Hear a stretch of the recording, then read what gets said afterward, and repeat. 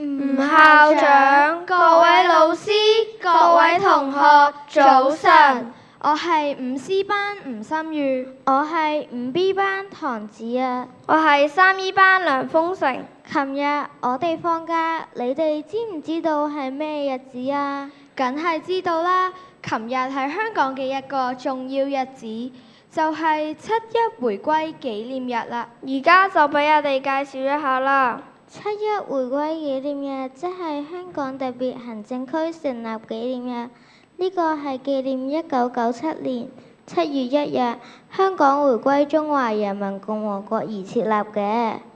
香港自古以來就係中國嘅領土，但喺1840年鴉片戰爭之後被英國佔領，直至1984年12月19日，中英兩國政府簽署咗關於香港問題嘅聯合聲明，確認中華人民共和國政府於1997年7月1日恢復對香港行使主權，從而實現咗長期以來中國人民收回香港嘅共同願望。到1997年7月1日，香港特別行政區成立。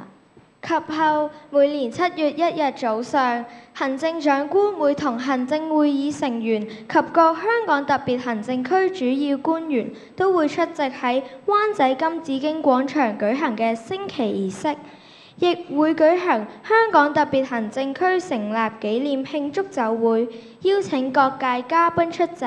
紀念日當日，特區政府同社會團體亦會組織多項紀念活動。今年為慶祝7月1日香港特別行政區成立28週年，特區政府會喺全港18區舉辦逾8項慶祝活動。